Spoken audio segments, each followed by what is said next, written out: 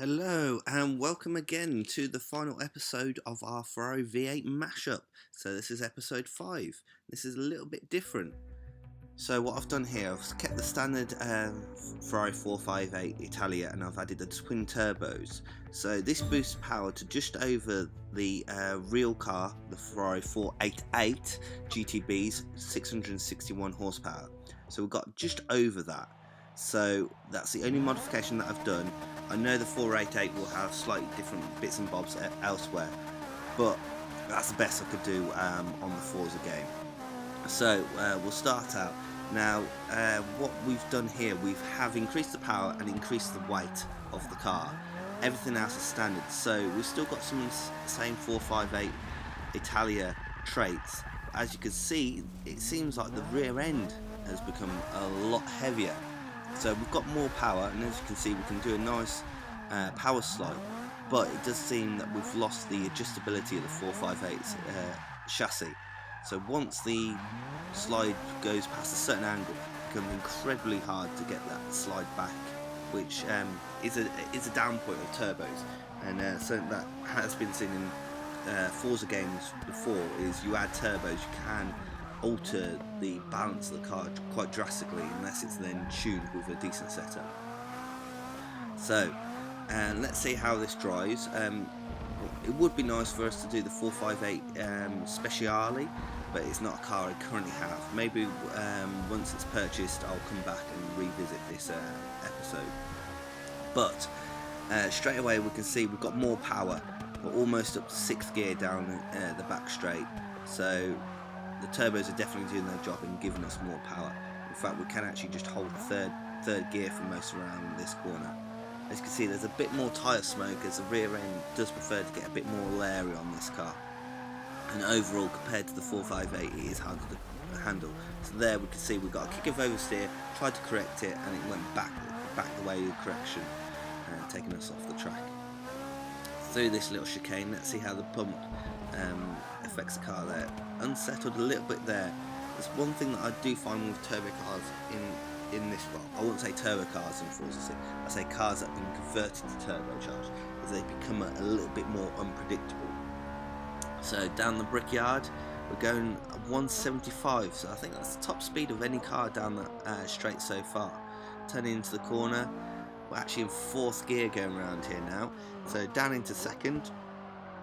Lost a bit of the front end pointiness, but it does come back round and bite once we get there.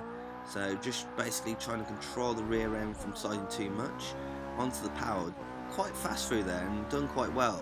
So onto the banking, off the banking, a bit of a bump, and it's unsettled the rear. And we're constantly chasing that rear end there. Oh no.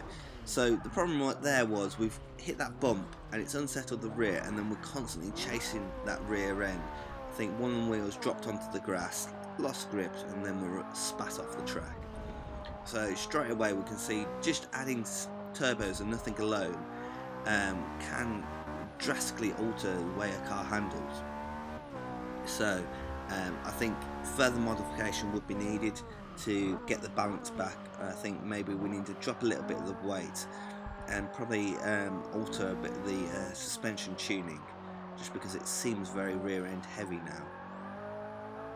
So coming out of there, 3rd up into 4th, and then through this fast left-hander, across that bump, again a kick of oversteer, and again we're pushed wide from the optimal line.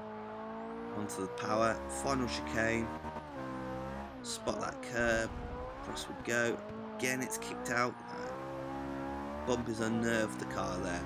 Right, onto the start finish straight. So 2nd and final lap, can we go faster than the standard 458 along here? So up, and we're up to again 175, braking, again the rear end just wants to step out under braking, holding 4th, holding nice and tight, and then hard onto the brakes. So front end bite, now it's starting to bite, we're pulling in, and then brake again, 2nd gear still, try and get a nice clean exit out of here. So nice clean exit up to the wall, on the banking, and then we're dropping off, hit that bump again that we hit before, being a bit more cautious this time, managed to catch the rear end, down to 3rd, apex that one nicely. So we're starting to get used to it a bit more, but getting there, it just seems now when we get oversteer, we can still correct it like we could in the previous 458, but it seems it needs more correction to get it back into line. Down the back straights, actually up into 6th there, so definitely carrying a lot more straight line speed. Nice apex on that corner. Let's see if we can keep everything under control around here. So as you can see, we're now actually holding 3rd all the way around this corner as we've become faster and faster. Through this quick left-hander, controlled across the bump a lot better this time. Wait, and now we can slowly get onto the power, search for that apex. I'm just looking between those 2 blue barriers. Nice apex. Bit too much curve there, but the bump hasn't spoilt us too much.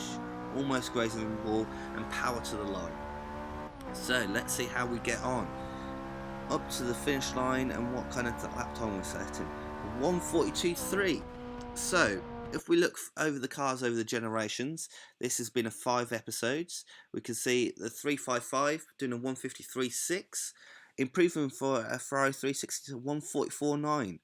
A slight improvement to the F430 to 1:43.6, and a very slight improvement to the 458 Italian, probably due to the track focus nature of the Scuderia. And finally the 488 doing a quite impressive 1:42.3 with just twin turbos. So if they add that car into the game, it should be interesting. But thank you for watching this episode. Like and subscribe, and we'll see you again soon.